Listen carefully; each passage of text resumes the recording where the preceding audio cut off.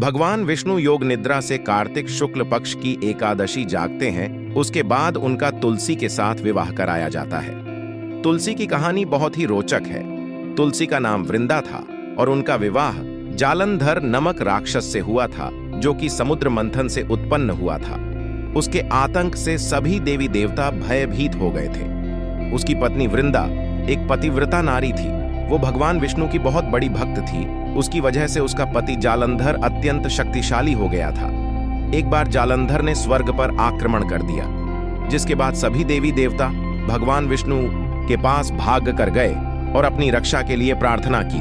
तब भगवान विष्णु ये जानते थे कि बिना वृंदा की तपस्या भंग किए, अर्थात बिना वृंदा की भक्ति को भंग किए, जालंधर को मारना मुमकिन नहीं था।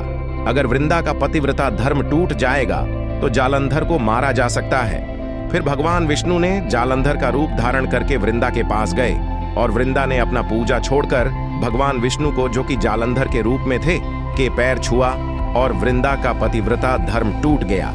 जिसके बाद जालंधर की सारी शक्ति खत्म हो गई और उसके बाद जालंधर युद्ध में मारा गया। उसके बाद जब जालंधर के मृत्यु का समाचार उसकी पत्नी ने सुना, बहुत निराश हो गई। बाद में वृंदा को जब पता चला कि उसके साथ छल किया गया तो वृंदा बहुत ज्यादा क्रोधित हो गई और वृंदा ने भगवान विष्णु को श्राप दे दिया। वृंदा ने पतिव्रता भंग होने की वजह से उसने भगवान श्रीहरि को श्राप दे दिया कि जिस तरह अपने छल से मुझे वियोग का कष्ट दिया है, उसी तरह आपकी पत्नी का भी छल से हरण होगा, साथ ही आप पत्थर के हो जाएंगे। और उसी समय भगवान विष्णु पत्थर के हो गए। कहते हैं वृंदा की श्राप की वजह से ही भगवान विष्णु दशरथ के पुत्र श्री राम के रूप में जन्म लिए और बाद में उन्हें सीता के वियोग का कष्ट सहना पड़ा और भगवान विष्णु तुरंत पत्थर के हो गए, जो सालिग्राम कहलाए।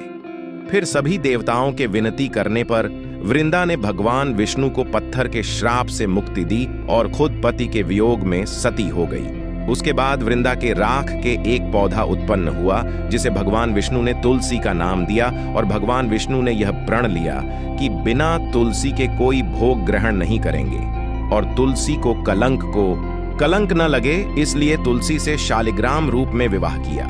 तब से आज तक तुलसी और शालिग्राम का विवाह होता है और मान्यता है कि जो तुलसी और शालिग्राम का विवाह करवाता है उसका वैवाहिक जीवन खुशियों से भरा होता है। तुलसी और शालग्राम विवाह करवाने से घर में समृद्धि और सुख बढ़ता है।